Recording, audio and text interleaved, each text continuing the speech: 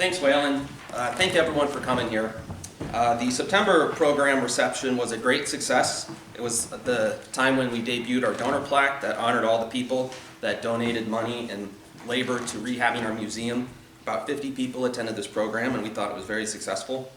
We were very happy to host the entire 3rd and 4th grade students from Eudora Elementary for field trips at the museum this fall. 4th grade students visited this year since they were unable to visit last year because of COVID. We usually host 3rd grade, but this year we got both. Both classes were given a walking tour of downtown Eudora and completed a scavenger hunt. Every student was given a souvenir wood nickel. 240 students visited in total. Kelly and Jim very generously helped out and handled the kids with me. It'd be a lot just for me to take on by myself, so they were very nice to do that. The kids are always very inquisitive, and they always seem very excited and eager to learn about our history, so it's a very rewarding experience, and we even got some thank you notes from it. I am working on a project with the social studies teacher at the Eudora Middle School named Brian Jacobs to bring some artifacts into their classroom to share with students over the next several months. We will basically try to bring the museum to them, since they're not really able to come to our museum. The artifacts will relate to the curriculum that they're studying about Kansas and Eudora history. Since 2011, we have hosted 2,283 students from Eudora schools and other organizations at our museum for field trips and activities. As of 11/11, 1,250 people have visited the museum this year, which is up from last year, which was only 858. We had 1,761 in 2019. Thank you everyone that donated candy for Trunk or Treat. That was also a great success. We had about 700 pieces of candy that were donated and handed out, so I thank everyone for doing that. I have made contact with the Shawnee tribal chief named Ben Barnes.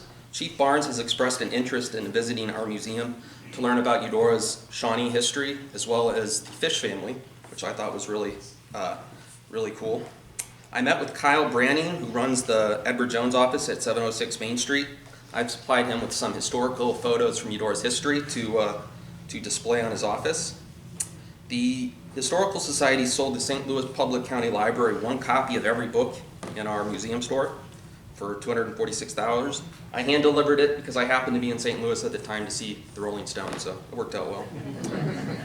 When you are holiday shopping this year, please remember to shop on Amazon Smile and to designate the Eudora Area Historical Society as your charity of choice. We get a half a penny of everything that you buy, so it does add up. It does make a difference. So all you can do is, instead of going to Amazon, go to Amazon Smile, designate us as your charity, buy whatever you want, and we will get a few cents.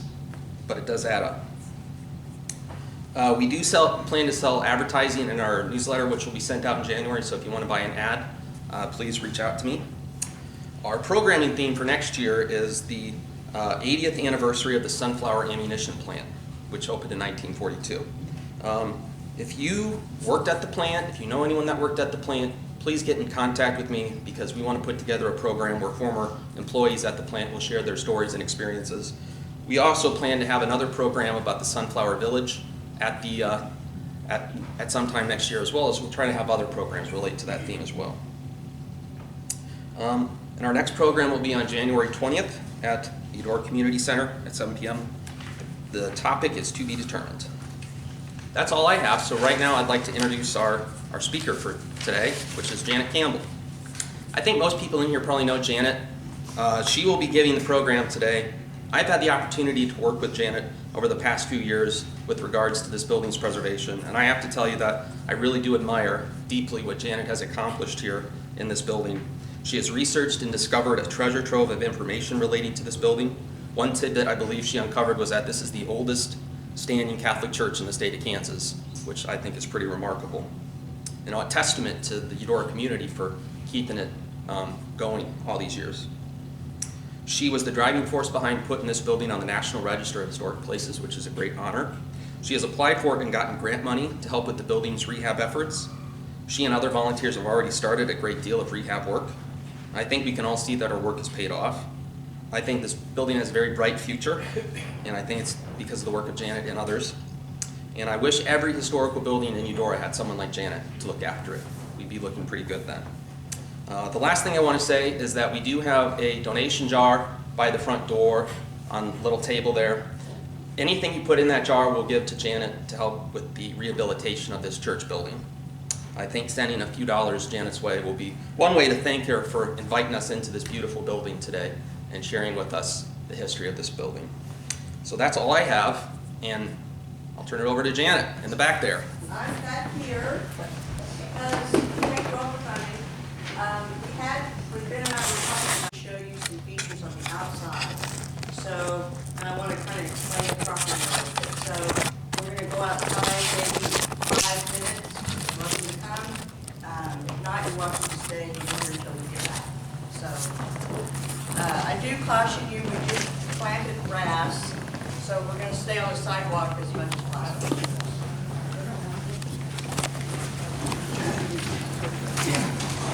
Oh, no, no. Okay.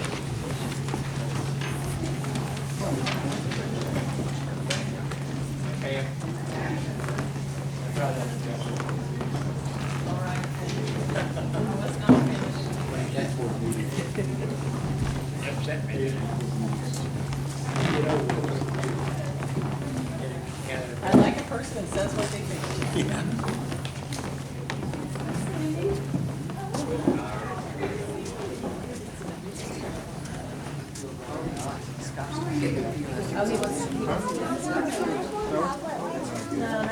How you doing? Pretty good. How are you? Hi, Richard. How are you, buddy? Pretty good. How are you? Good. No. Yeah, well, I'm not mom or dad, so you're just out. No, I feel bad because I told her I was gonna come out this summer and I didn't get out there. Yeah. But there's a lot going on, so I. Oh, gosh. Yeah. Oh well, I'm glad she was here. Yeah, and,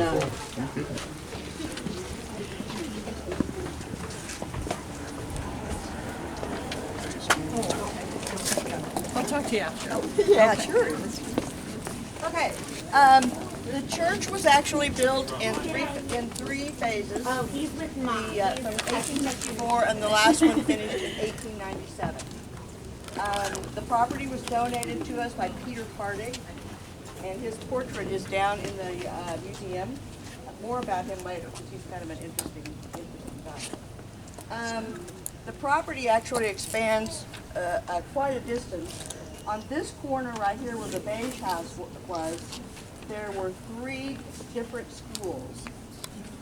One was just a 2-room school, and then it was converted to a rectory. And actually, it was moved right to that house, and their dining room was built with the wood from that old school. And that was the Ader. I'll be saying a lot of names, and I know if you're native Eudora, you're familiar. So that was the Ader home. Then the second school was built in, 1870, and it was right there and faced 9th Street. And then the third was built over on this property over here in 1926 and was torn down in 1991. Why they tore that one down, I'm not really sure. I haven't found out. Then we've had 3 rectories. The first one, well, that's a little confusing too. The first one was where I pointed out the school, and he only lived in it for 4 years, and then he turned it over to the school. And then they built a brick rectory, and we'll have pictures when we get inside, in 1870. They tore that down in 1952, and then this rectory was built in 1954, and Kenneth Anakin was the architect. So we're going to walk around the sidewalk, and because I really want to show you the 3 phases of the building, and it's really evident by the sandstone.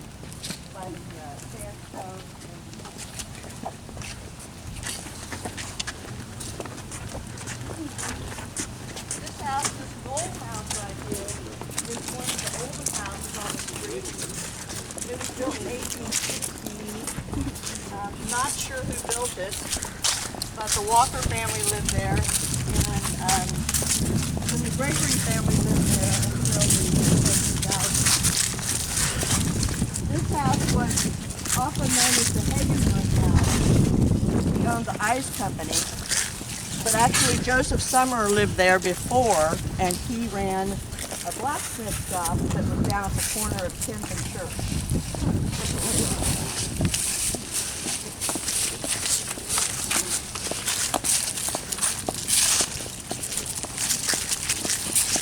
If you look right here, you can see the back right part is the original 1864. And you can really see where the mortar or the brick changes. It becomes more square over here. This is the 1897 part. Those steel rods were put in 1902 as reinforcement.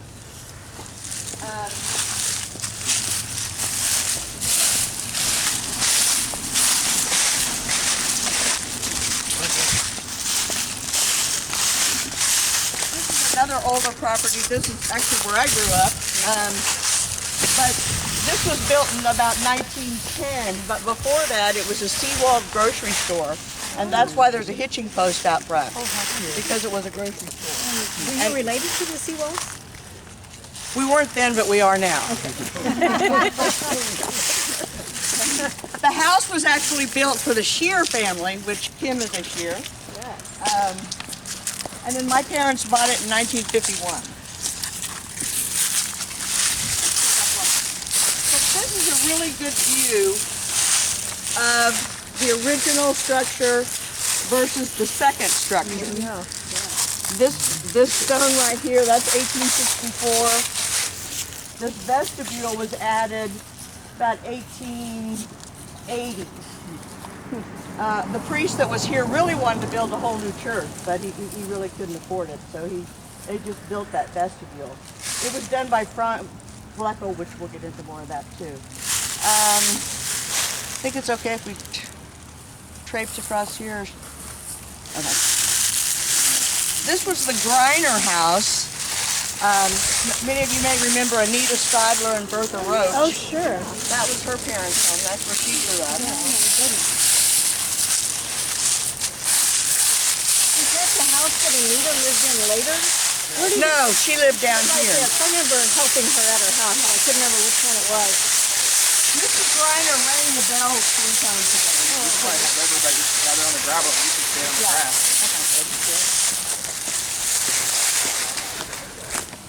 And so this is a really good view. You can see the two distinct additions. This is 1864 over here and 1880 over here. All of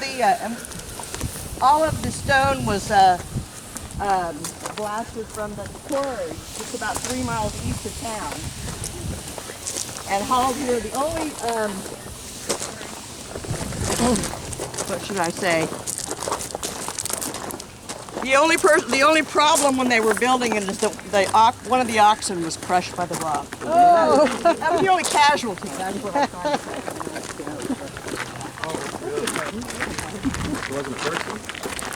The schoolhouse was right here. It was built in 1926, and it actually faced Birch Street. And I went to first grade here. Swings were there, merry-go-round over here, slipper slide here. They built addition. The nuns lived in that house, and it was torn down in 1991. And I've got pictures in there of that as well.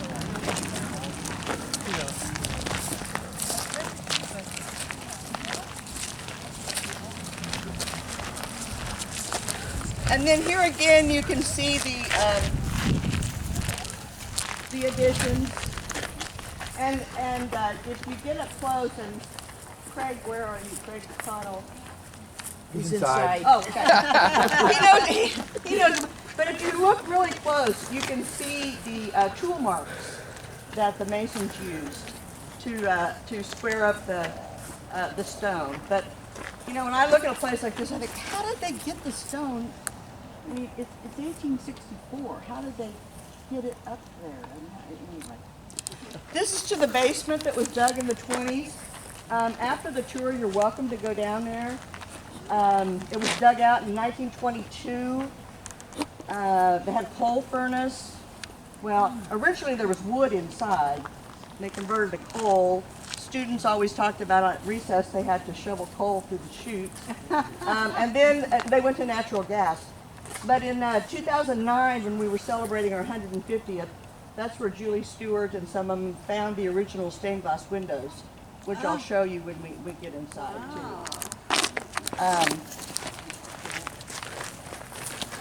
And then again, the Rectory, built in 1954. We just received a grant, and so the outside has been tuck pointed, took some trees away. We had a bunch of trim fixed. And then again here, these are 2 straightening rods put in about 1902. The tower was originally 60, the steeple was 60 feet high, and we'll talk about when and why that came down as well.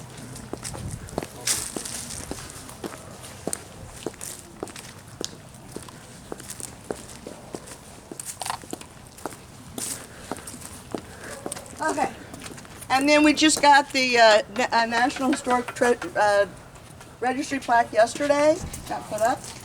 And so now we'll go inside and kind of go with the rest of the program. Grab some hot chocolate and coffee if you like. Thanks for coming.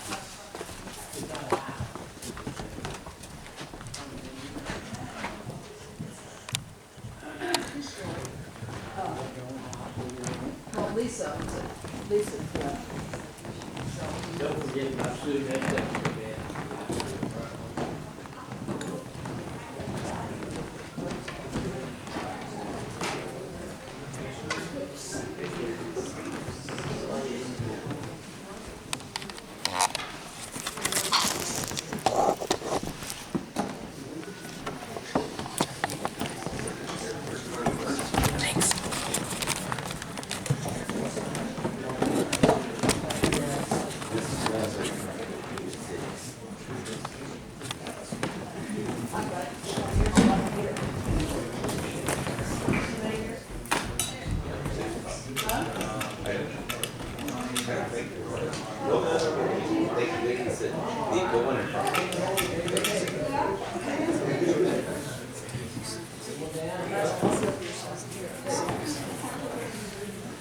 I apologize for the low-tech presentation. I don't know that I could put together a PowerPoint, so I have my little nephew here that will help me put some pictures up as we talk along. If you can't see them, they'll be up here for later. You may notice the pictures along the sides of the wall. In 2009, when we did the 150th anniversary, we put, some other ladies put those together, and we just kind of left them up there. I don't know, we'd like to display them some way, but I don't know, I haven't quite figured out how to do that. Just a little bit about myself. I'm native of Eudora. My great-grandfather came in 1868, and he came from Kernberg, Germany, with his 3 children, and in his obituary it actually says that they arrived at Lawrence at noon and walked to Eudora. Where they stayed, I don't know. Who they knew, I don't know. They could have stayed at the Fish House, which was Pascal Fish had a hotel at 17th and Church, kind of out by the rec center, or down behind the quilt shop there was a communal thatched building that even had deep areas for guns, because it wasn't a good time in Kansas in 1868. My grandfather's name was Kyton. He eventually built a house at 11th and Church. I call it the Luther property. I'm not sure, there's a new home built there now. I'm not sure who lives there, but that's where he lived. Had 2 more children, my grandfather being the youngest. And then go on down Church Street, there's a house 2 doors down from Casey's that kind of has a rounded porch, and that's where the Bauer family lived. That was my father's mother. My father was actually born there on Valentine's Day in 1910, and his middle name was Valentine. They had 4 daughters and 1 son. Then on my mother's side, they actually didn't come to Eudora until the 1940s. My grandfather came to work at the ammunition plant, the Kellys, And we all lived on Church Street. They lived at 10th and Church. My grandfather was a fireman out at the ammunition plant. My grandmother put a laundry in the basement. And the Mexican restaurant was there. They built in 1954 and was Kelly's Dairy Tree. It was originally just served soft serve ice cream, and then they did enclose it. And you might think having a grandpa on a dairy tree would be really cool, but he had 14 grandkids within spitting distance from his house, so no, we didn't get free ice cream. Pam Traps is here. I think she can contest. She's one of my cousins, contest to that. 1859, if you look up the history of Holy Family, often you'll see that it was, they'll call it 1864, but the parish actually started in 1859. And when I do something historic, I like to think, well, what was going on at that time?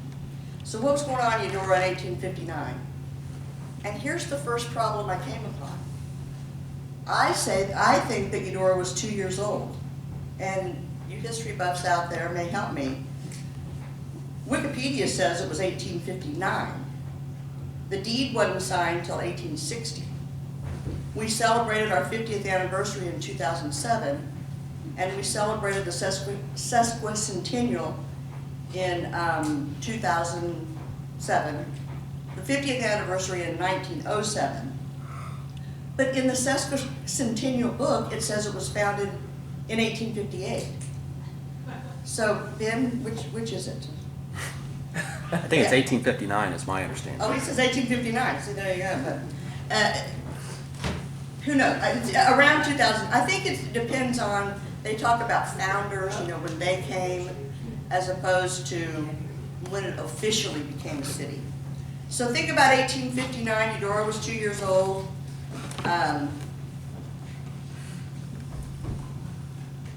James Buchanan was president. Kansas wouldn't be a state for 2 years. Bleeding Kansas was very active.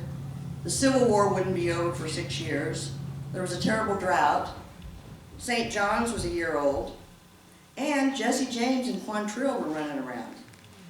And it was just not, a safe area. And actually, I read that Quantrill is rumored to have spent the night at 714 Church one night, and he was spotted in taverns around Eudora, so he was kind of staking it out. So the Army sent 2 militia. One was a cavalry, and then the other to protect Eudora, because he was threatening to come. At that time, there were quite a few Catholics in the original 16 townsiders. Peter Hardig, Anton Guffler, and I think one of the Gufflers is here. There she is, right there.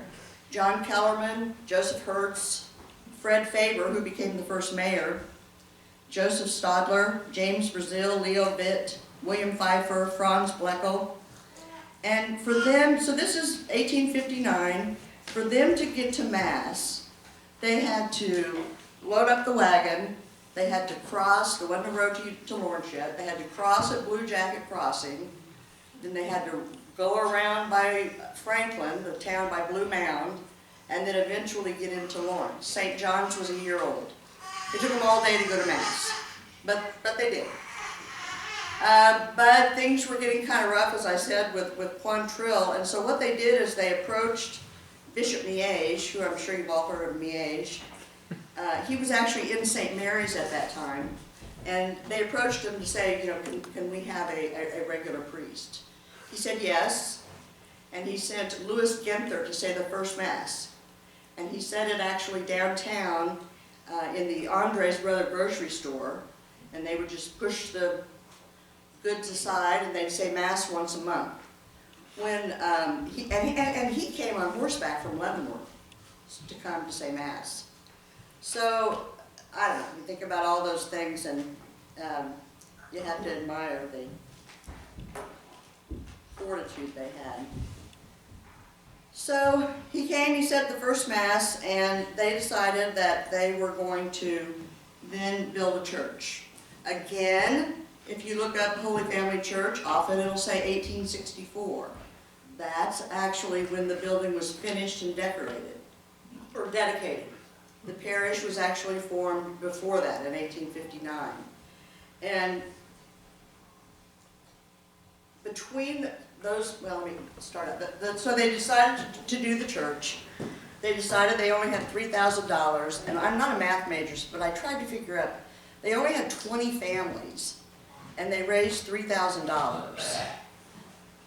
I don't know what that would be in today's money, but I think if everyone would have given that when we did our building campaign, we probably wouldn't have a mortgage today. So that's quite a commitment for $3,000. So, so Tyler, you go ahead and put the first one up. The primary mason on the church was Franz Bleckel. He is you know the Catsfies. He is the great-great-grandfather of Jerry Catsfee in that group. The sandstone came from Kellerman's quarry, and they hauled the rock in and began building the church. Why did they build it here? Because Peter Hardig donated the money, donated the land. He also donated the cemetery. The church is considered to be in the Gothic revival style. Let's talk a little bit about where the church, what it looked like on the actual site. So I'm going to put this down. So the first church would have been here, and some of this is speculation, here and here, but you see how it kind of goes out a little bit at an angle. The altar was about right here, and behind the altar was the vestment cases where they kept all the vestments and the altar supplies. So it was a pretty tight fit. The altar was built by John Kellerman, who I mentioned was one of the founders. It had 2 pillars on either side, 10 foot, and then supposedly a cross in the middle that went to the ceiling. And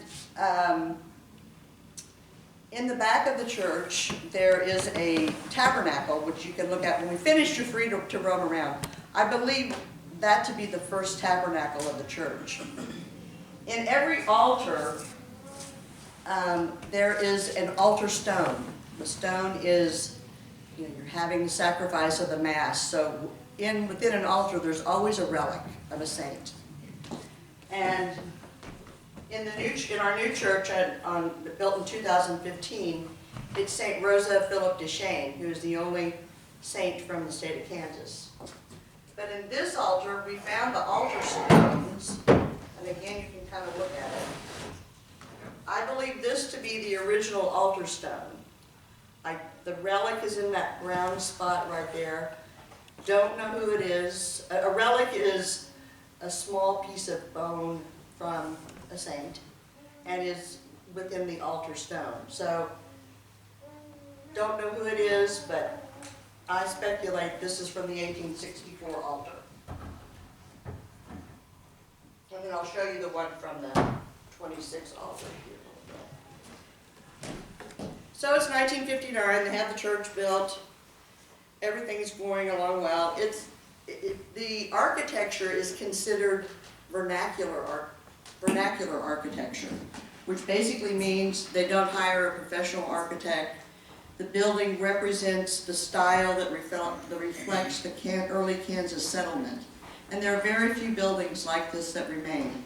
And I think one of the major reasons is because it's built of stone. And so they dedicated this building, called the Holy Family Parish, on October 1st of 1864. So then when the church was done, the priest thought the only thing left that we need is a bell. And so think about now back to 1863 what happened. That's when Quantrill raided. Lawrence was destroyed. The Eudora Lumber Company moved to Lawrence to help with the building. Oh, an interesting side story. Bishop Miege was actually in Lawrence when Quantrill raided. He was at St. John's Church. And Quantrill was known not to love ministers.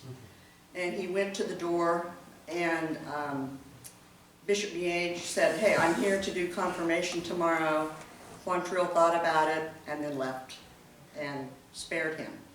So So Quantrill raids in '63, the lumberyard moves to Lawrence, and they had previously had a time whistle, and they really wished they had another one. So the citizens of Eudora said, you know, hey Catholics, you're building this church, so if you will put a bell there, we'll help pay for it.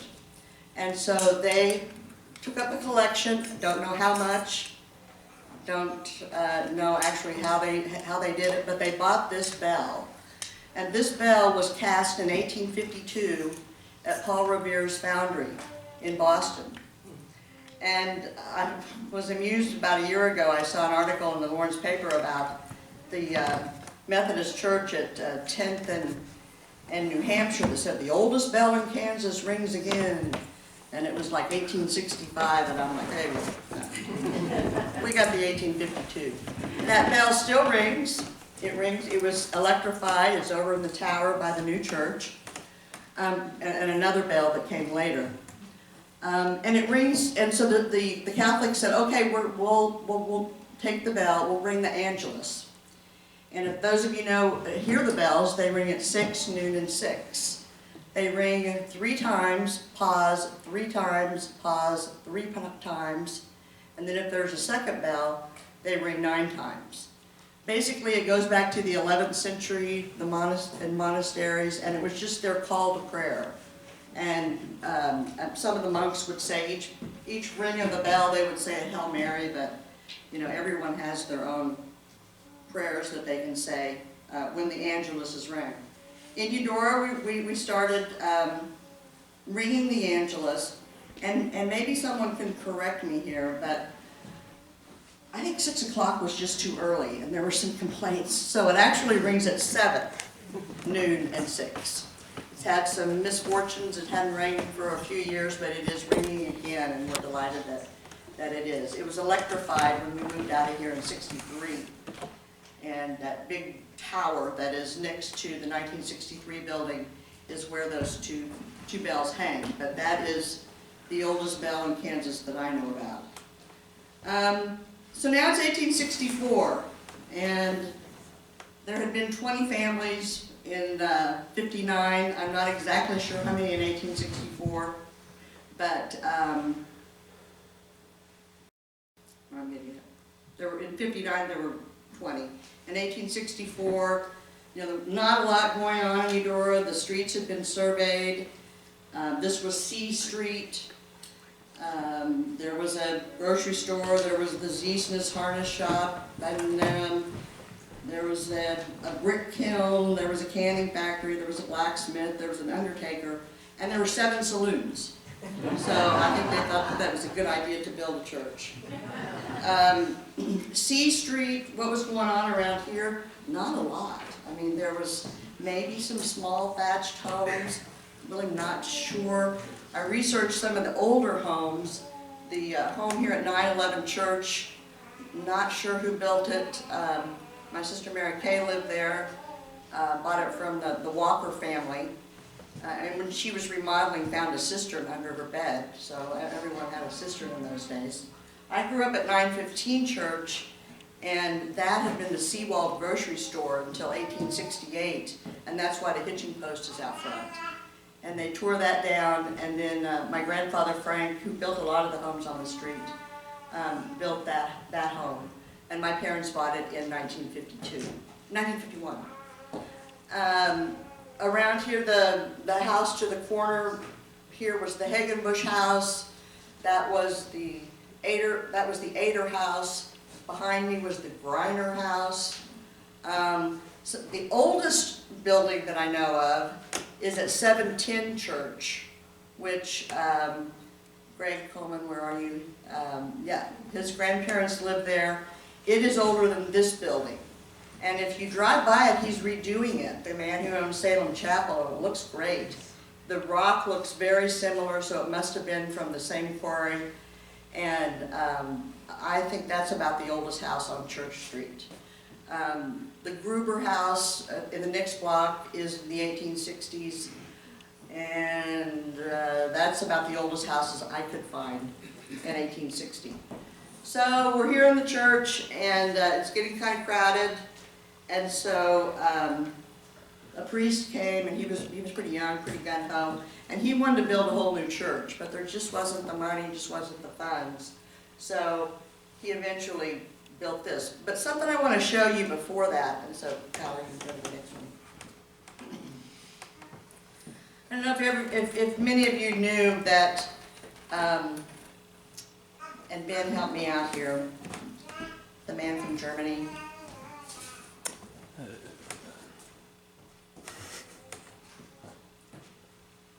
He was from the Schoper family, I remember that. No, Stadler. Oh, okay. There was a man from Germany, he was a genealogist related to the Stadler family. So he came to Eudora, and he toured around, and he really wanted to see the church.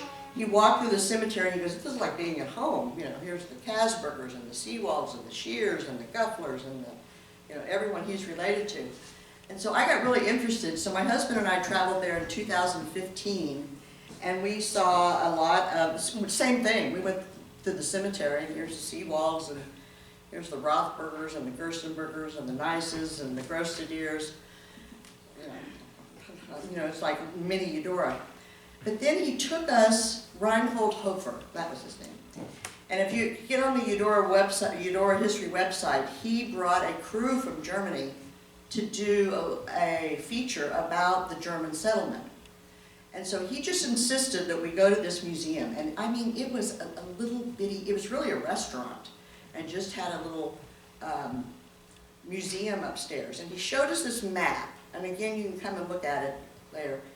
It shows from that area of Germany where the majority of the people immigrated to. And if you look right in the middle, you see Eudora, Kansas.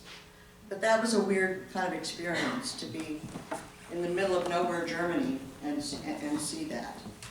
Now I'm going to show you two of the only known pictures that I know of the original structure before the front was built on. So Tyler, if you want to do the next one. So this is just this back part of the church, the first 3 windows. And they're all standing outside here. I don't know what they were doing. It was 1889. I think they had just finished this area. But my great-grandfather is to the left of the priest, and I know George Stadler's in the picture, Joe Zillner's in the picture. I know there's some Zillners here today. And let's see, Valentine Bleckel was also in there. And so they're all outside getting ready to have the, I don't know what they were doing, a picnic or maybe dedicating it, I don't know. Then the second one, Kylie, you want to get the next one? This is actually my favorite. And Tyler, why don't you walk up and down the rows with that one? That one. Yeah. This is taken in 1891, and it's taken from the so we got the third window was the end of the church. That is, if you read the sign in German, that is the Young Virgins Society. And if you notice how far the priest is staying away from the young virgins in that picture. I'm not sure what they did at their meetings, but one of them required a clipboard, and they got medals. The window above that is actually down in the basement for any of you curious to go down there and look at it. I know my grandmother, Polly Bauer, is in there, but I don't know which one she was. She would have been 15 at the time. So those are the only two pictures we have of the original structure. And so then in 1865, let me back up a little bit, Peter Hartig, who donated the land here, he was kind of a big deal. He lived down by the depot, and he donated all the land for the cemetery. The first burials there were a 9 and 10-year-old brother of the Seawalds. They had actually drowned at the Wakarusa, and when the cemetery was opened, they moved their bodies there. So they were the actual first burials. Peter Hartig donated that land, and I don't know why, but back then a lot of people got hit by trains. And Peter lived down by the Wakaru said he was walking home and was hit by a train. And so he is buried there. After he, and also a Thomas Mooney, same thing, walking down by the tracks, was hit by a train, and he is buried there. There are 3 Civil War veterans buried there. One of them is a Stadler. And then that statue right behind you on the wall, the Brown statue, was donated by Peter Harding's daughter, Teresa, in his memory. That's St. Anthony. So if you ever lose anything, you can come to St. Anthony, please look around. I've lost something that can't be found. Is that prayer, Mary? Also, the cemetery, in the 1970s, we really need to expand it. So there was a big house on the corner, the Rothberger house, and our church bought that property, tore the Rothberger house down, but the smokehouse remains, and then really expanded the cemetery. In the 1980s, Paul Summer and Jay Grostadier and a bunch of them got together and really wanted to spruce up the cemetery, and so they did, and they got Clara Hartwick, who was a Seawald, and she donated the Holy Family statue that's in the middle and the fence around the end. So, in 1865, we got our first priest, Eloise Mayer, and he needed a place to live. So they built the property I pointed out on the corner here. I call it the Fox's house, but I'm not sure who lives there now.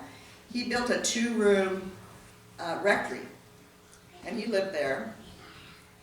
And then they converted it to a school, and it was a very small school until about 1865.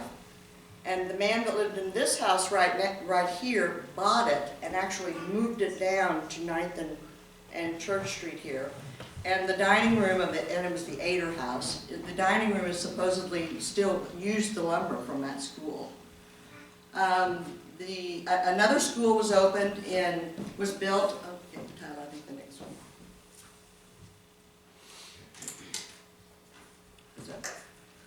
Oh no, go ahead and put that one up. This is actually, I'm sorry to be going back and forth. This is actually the Rectory that was built where the Rectory is now. That faces Birch Street. It was built in 1870.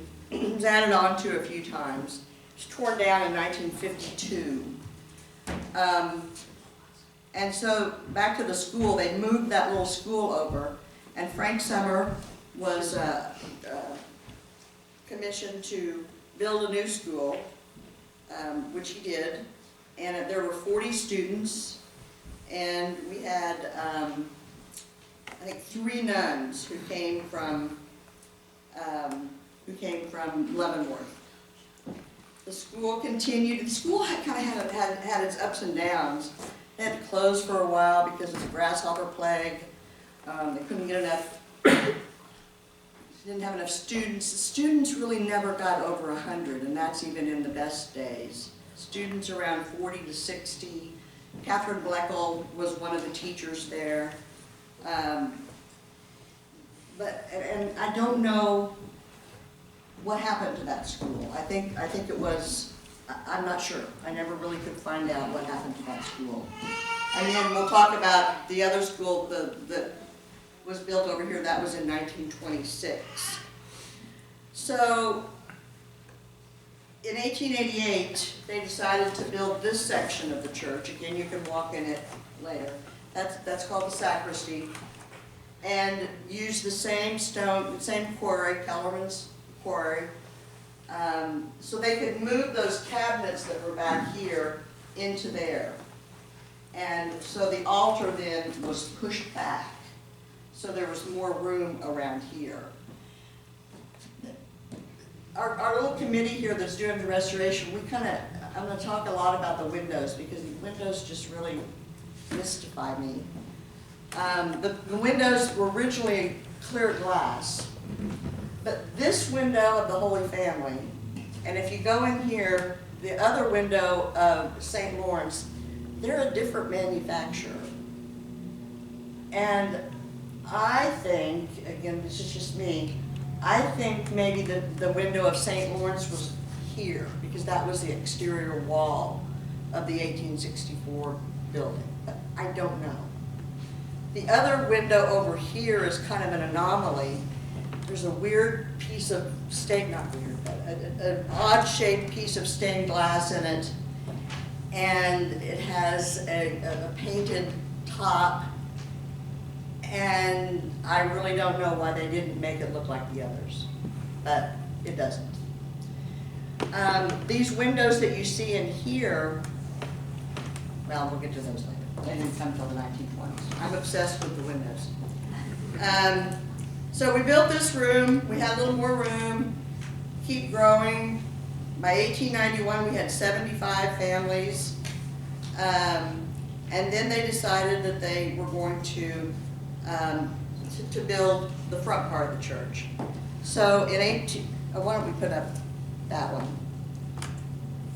That's a picture of the school that was on the corner there where the Fox House was. And again, I don't know what happened to the school. But it opened in 1893, and it was built by Frank Summer. And I think maybe the nuns lived in it for a while, but I'm just not sure. So they decided to build the front of the church. It's 20 by 20. The vestibule back there is 10 by 10, and the steeple was 60 feet. And they excavated the stone from the Dur quarry, which was southwest of town. And it only took them a few months to complete, which I find amazing. And so, again, the priest said, we need to have another bell. And so, Mrs. Valentine Anton, yes, she purchased this bell, weighed 610 pounds, came from St. Louis. If you look closely after the program, you can look and see the engraving. It's all in German. And so the bells, how did they get those bells into the top of the steeple? I can't figure that out. But they did, and the bells rang the Angelus 3 times a day. And the church was dedicated, I can't remember the exact date, again it was in October. Well, anyway, they put all glass windows in here, and I'll show you some pictures of the windows. The rectory was here, and the priest was assigned to ring the bell 3 times a day. Well, I think the priest that came wasn't too keen on that, so he had them build a little frame, and it sat out front for many years. And in fact, one night the rectory caught fire, and he started ringing the bells, and Billy Treffs from here in town was the first one here and really saved the rectory from burning down.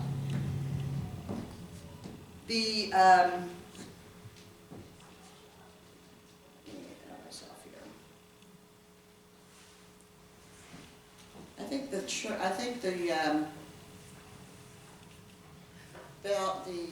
front of the church was dedicated in August of 1897, and that's why the 1897 is on the outside of the church.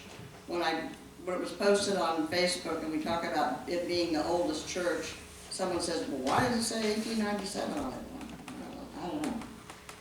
Another one of my real, let's put that one up.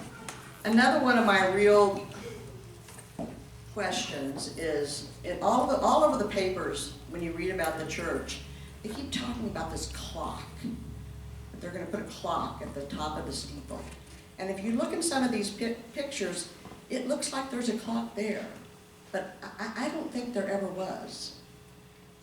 They even talk about someone donating the clock. Here's from 1897. The Catholics are placing a 1-dial clock in the steeple of the addition of their church. But I don't see it. I don't know what happened to the clock. And we'll talk about the steeple here in a little bit. Let's put up that next one. Once the church was finished, and I told you this was C Street, a lot of other churches started building. Salem Chapel, the St. Paul's Church, the German AME Church between 8th and 9th. And so the city renamed it Church Street. And conveniently, it had started with a C, so that worked out well. When we did the 150th, we asked for artifacts to come back. And one of the things that came back that someone brought us were these Stations of the Cross. And I don't know where they came from. And I can't figure out where they came from. I have my resident, or my faithful historian is Arlene Grostadier Chrisman, who's now 95 and lives in California. I sent a picture of them to her, and she says she remembers them. I don't, Clete, do you remember that? These were not the originals, when I grew up here in the Okay, 50s. I don't know where they came from, but, They were up and around. right. And those were purchased in 35. So, I don't know. I don't know where they came from, I don't know where they've been. They showed up in 2009. I don't know who had them, I don't know who made them, but we're calling them semi-original.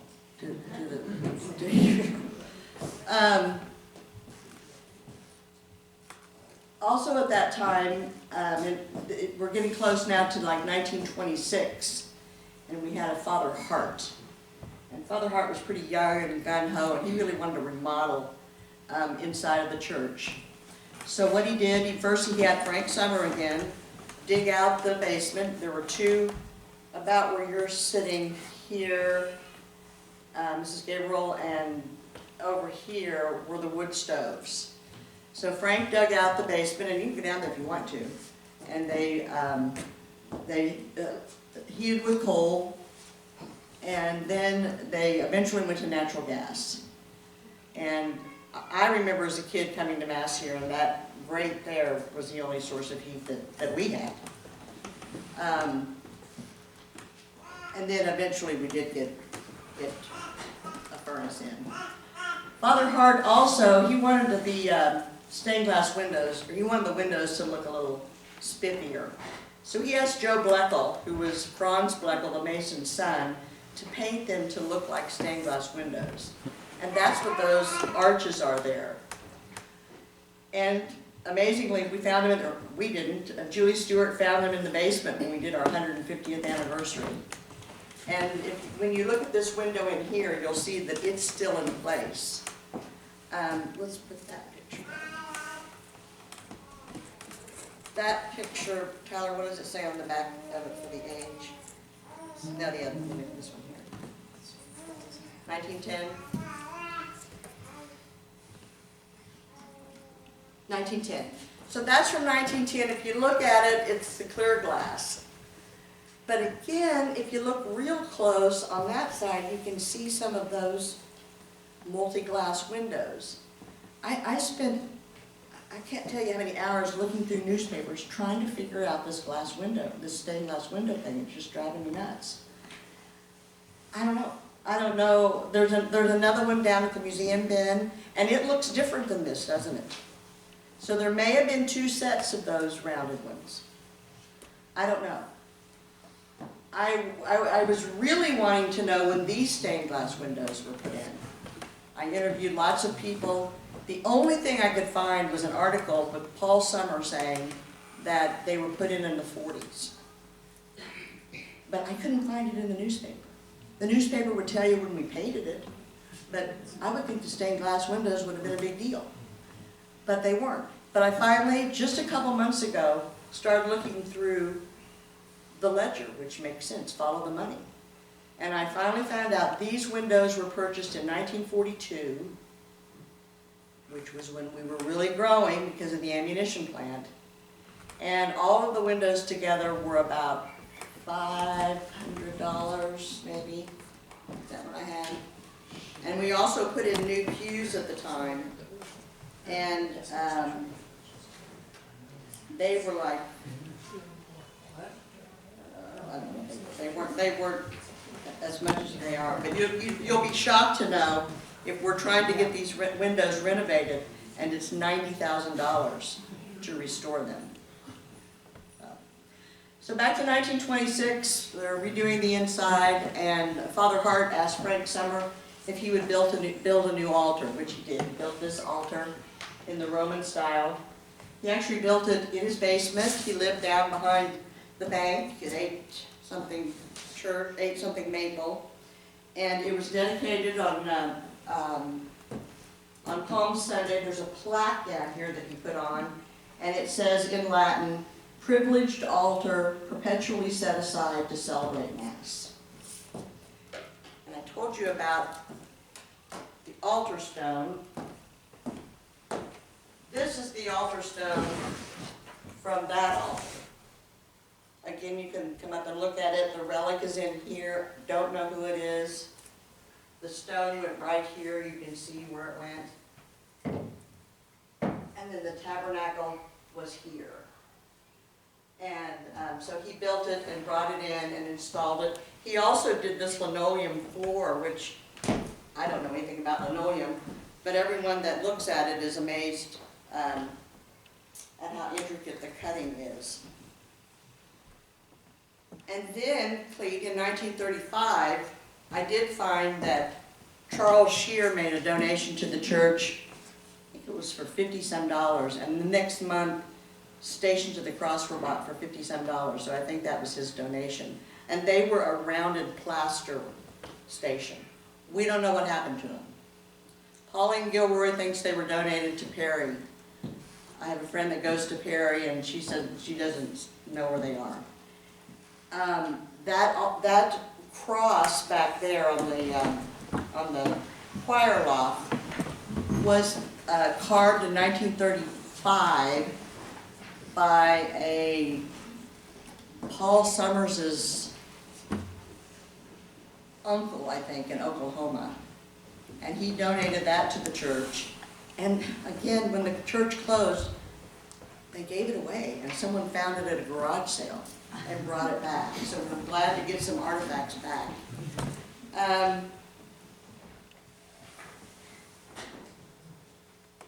Yeah, here it is. The stained glass windows were $500, and the pews were $2,200.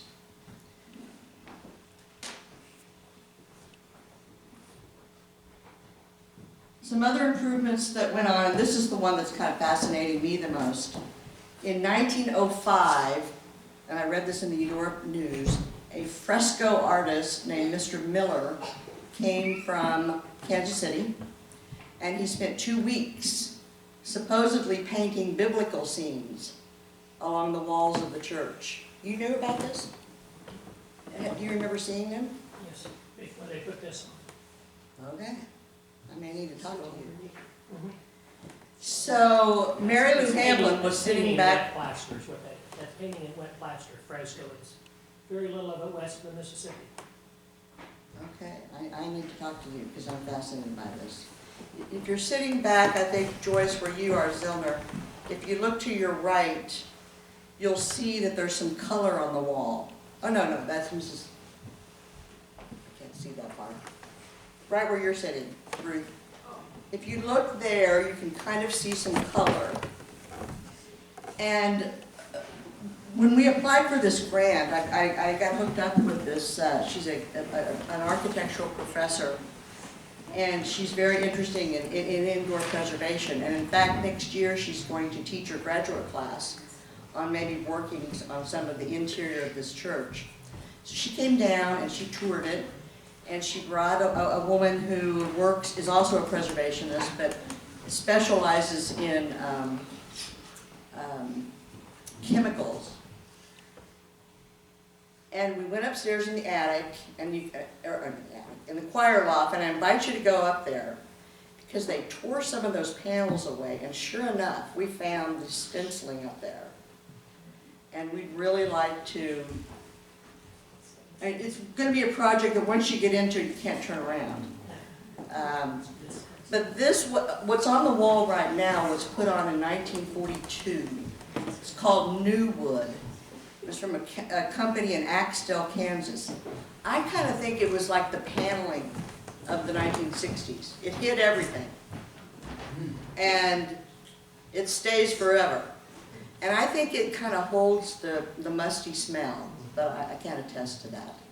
So when you go up there, you'll see blobs of the cement, and that's what these women are investigating, is how we can take that down successfully.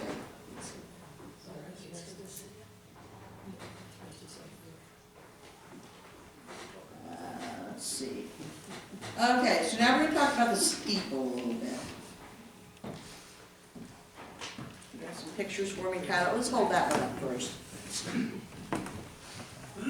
This picture is actually from 1902, when they installed a wire fence around the property and a sidewalk on the west side. And then, why don't you go ahead and go to the next one?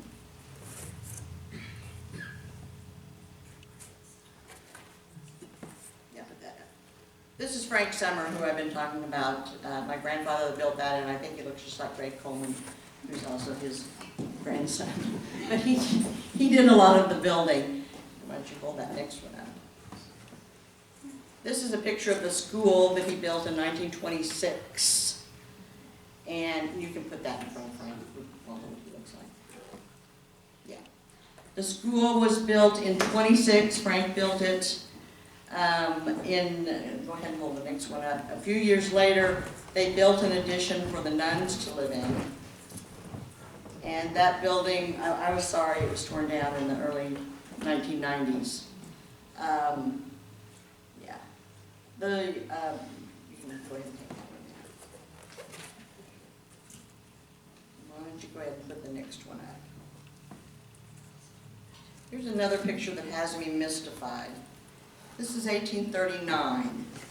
If you look real close, you'll see Irene Alvarez and Jesse Vargas on their graduation. It was taken right out here. But look real close at the windows. Back to the windows. They're not clear. There's some kind of, I don't know what, on the windows.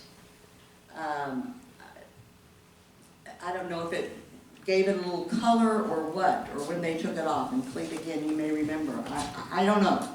The windows have just, they just fascinate me. And why don't you go ahead and hold that next one up. This is one of my favorite pictures of the church. This was taken about 1935. And you can see that, there again, you see that clock there up there. But I don't think a clock was ever put up there, but it sure looks like there was one. And then we have the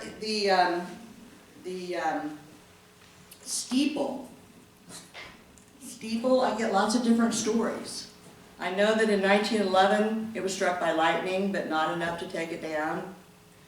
But it was taken down eventually. But I'm not sure why. Jay Grostadier said a tornado hit it and it was unstable. The city of Lawrence said they just knocked it down in the Journal World. Tom Piles says Carol Chopra put a rope on it and tore it and yanked it down. I don't know, but it's not there. When it was taken down, John Gilroy built and put the cross that's on the top. What's that? Yeah. The very top, the steeple part of it, was taken down, as they said. I think they're pretty accurate about that. It was damaged.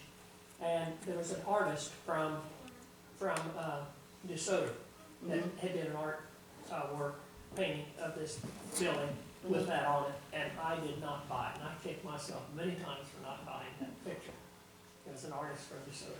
It had it at the original, pointed with a cross on the top of it. Huh, okay. But it was damaged by a storm. It was damaged by a storm? Yes, it was. Okay. Okay.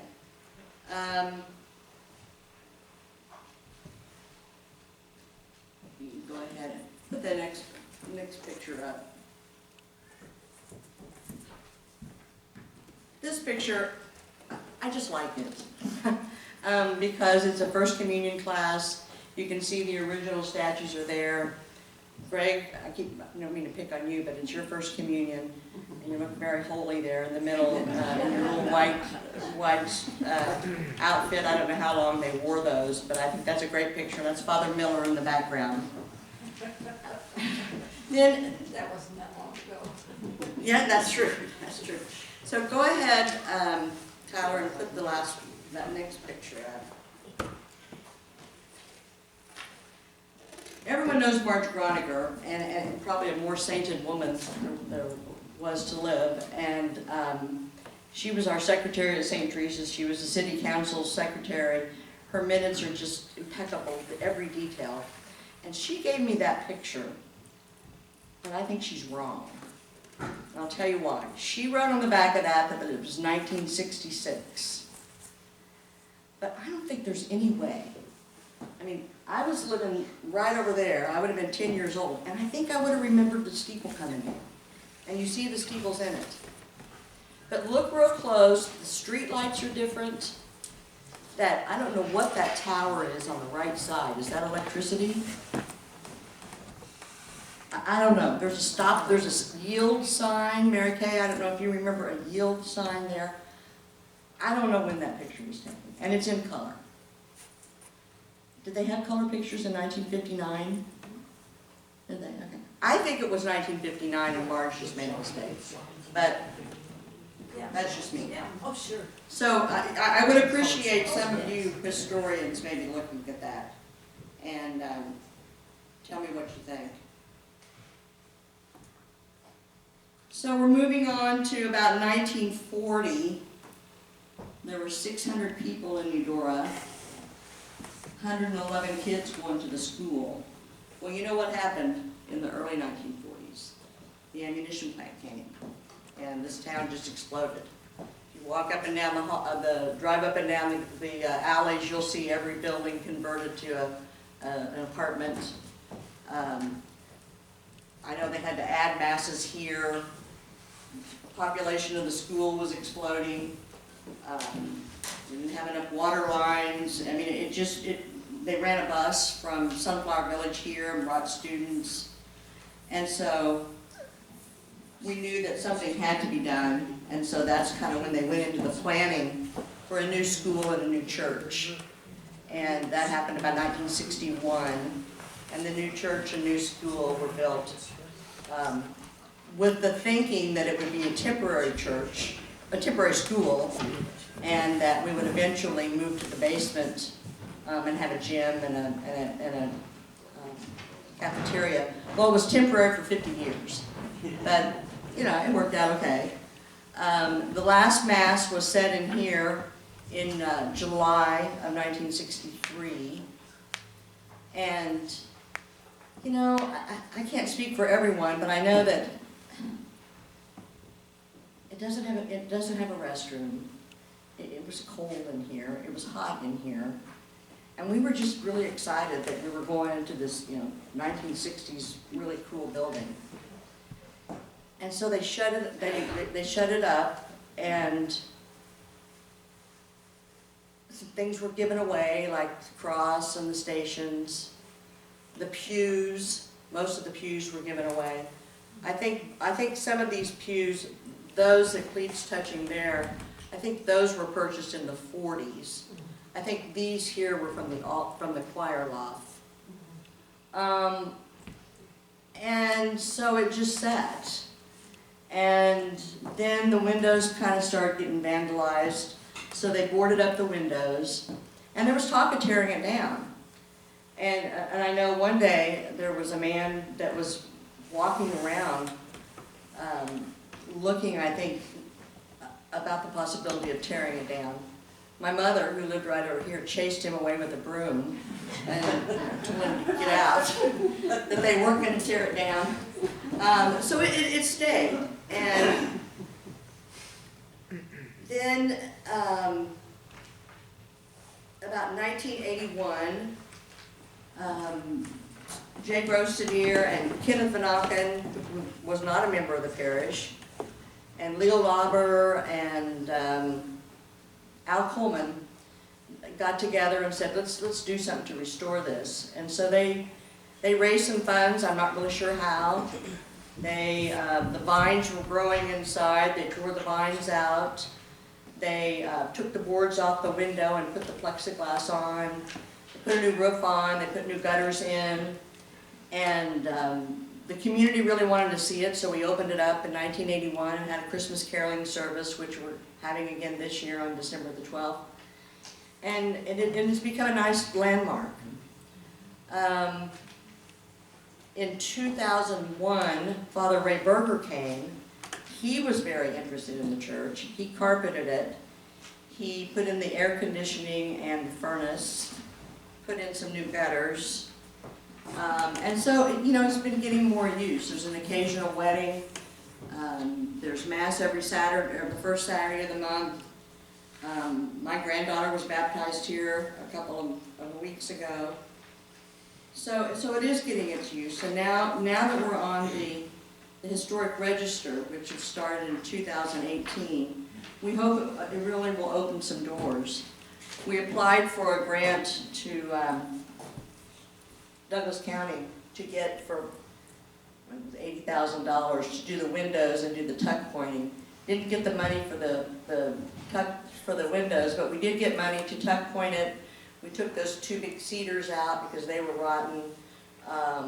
We cut this walnut out here, did some excavating, brought some dirt in, and now I just finished a grant to the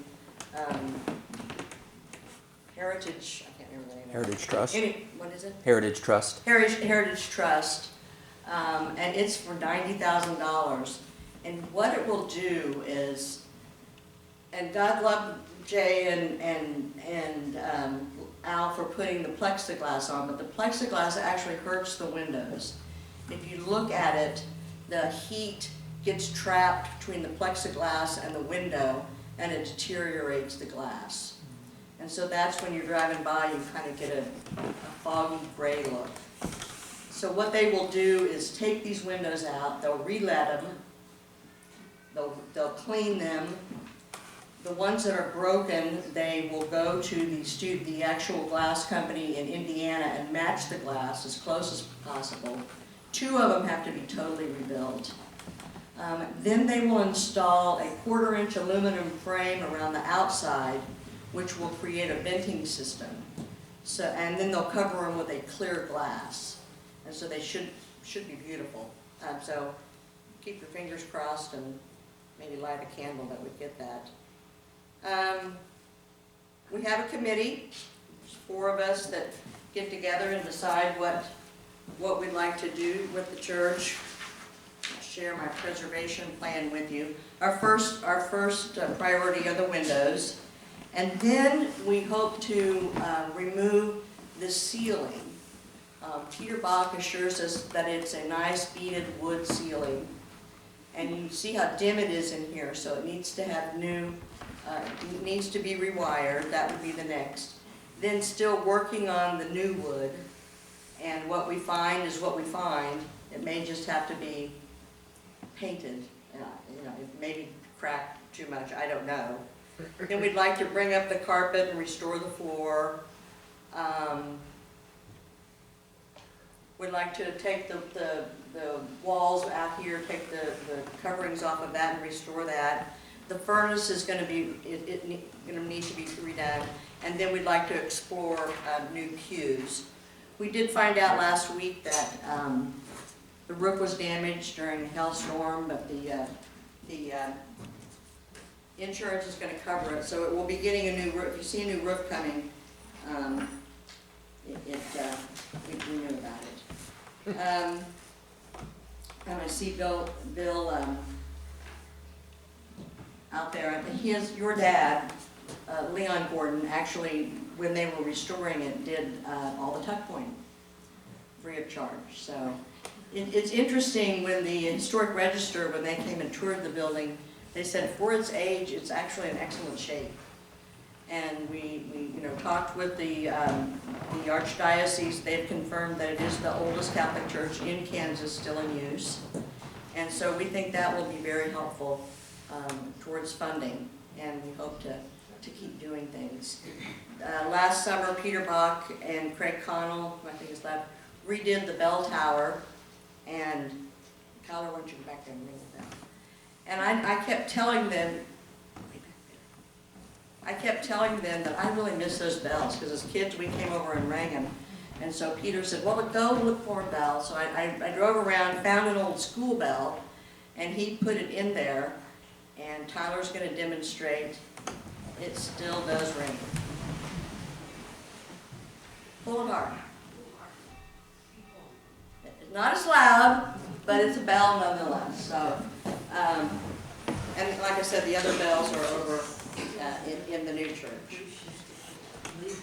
So, let me see if I missed anything. What?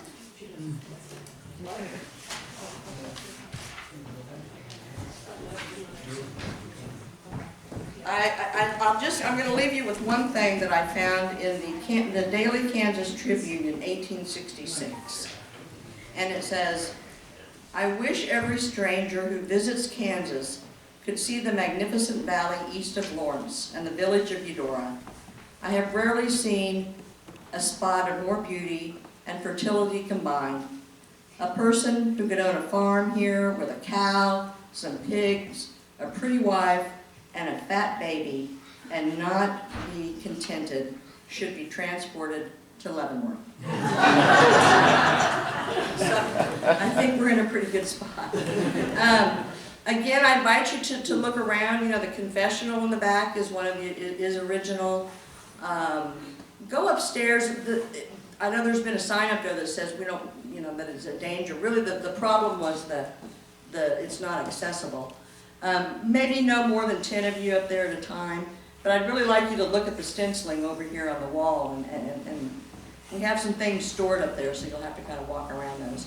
You can look up in the bell tower. The window going up the stairs and the window right behind where Mary Kay is standing are two of the ones that have to be totally rebuilt.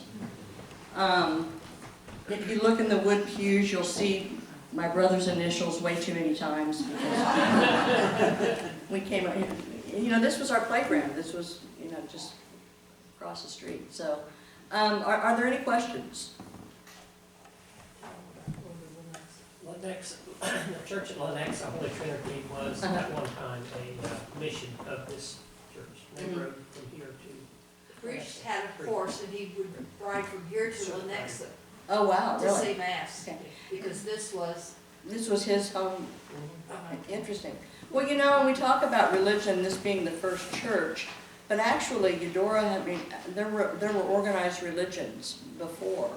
The Methodist, Andrew Still, came in the 1850s, I believe, and organized the Methodist missionary, which is down right at 12th and Elm Street. And Pascal Fish supposedly was converted there. So the Methodists really were more active before we were, but church wasn't constructed. There was a very Jewish population. They approached the city and said, because we are an active Jewish population, we'd like to have part of that acreage for a cemetery. And so that cemetery was built out there. So there was a lot of religious organization. Just that we kind of beat them to the punch with the church. Except, I don't know about Hesper. Is Hesper or Clearfield older?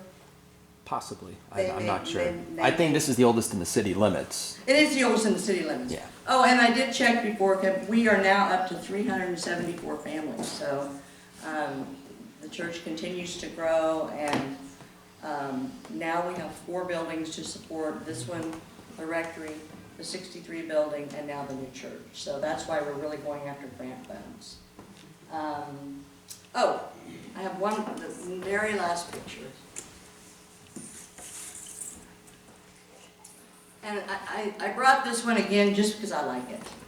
I think it's a great shot from the fire loft. This is Arlene Grostadier and Richard Prisman's wedding in 1952. Just really shows, I think, is that what we're putting? Yeah, it just really shows the altar, I think, in a nice light. And there weren't a lot of, that's been my frustration was with the windows and the steeple. There just weren't a lot of pictures, especially indoor pictures, not a lot taken then. So I think that's all, and thank you for coming, and yeah, Kim? Are you gonna show them the bells, the ringing of the bells and my clacking thing? Oh, yes. When we were cleaning, you know, during It's like, yeah, you got the Mass, during the consecration, the altar boys, you know, ring the bells. Well, some people think that that's too happy to use during Lent. So the altar boys would watch you cover your ears. The altar boys would use these during the consecration. So that's supposed to be a much sadder sound. And I do want to show you two more things. When talking about the historic register, a couple of things besides the stations came back. This candelabra right here was sent to me by Arlene Chrisman from California, and these candelabras came from Don Grosadier. He had those, and he has a lot of the original nativity set that's going to come back. And I'm not going to quit till I find those plaster statues, stations, because I know they have to be somewhere, but I don't know. These are kind of scary. If you look at them, they kind of have scary depictions on them. But I don't know. So any questions? Okay, well, thanks for coming. Feel free to walk around and look around and come up and look at the altar stones. And I really would like you to look at those stencils up there, because I think they're very, very cool. And I don't know if you remember the renovation at the Capitol. Remember the beautiful paintings they found behind the walls there. So maybe behind this new wood, we'll find something interesting. But we'll see. Yes? What do you think about the red, that thing? What? Red pencils above it. Oh, that's your original, this is called the altar candle. Yeah, it's original. But I couldn't reach it to light it. So, I did meet with someone the other day. We're having a wedding here in February. There's been several weddings. And as I said, we have Mass the first Saturday of every month. Enjoy the pictures. There are pictures around the walls. Look at the scary stations. And if you want to go to the basement, I showed you that 1864 picture. The entrance, as I said, was probably about right here. And you can see the window of the entrance. It is down the basement. And there's more of these windows down there. So I haven't solved the problem of the two different windows. The two different kinds of windows. So, you get to the fire off right there, and lots of hot chocolate and cookies and Thank you, Janet.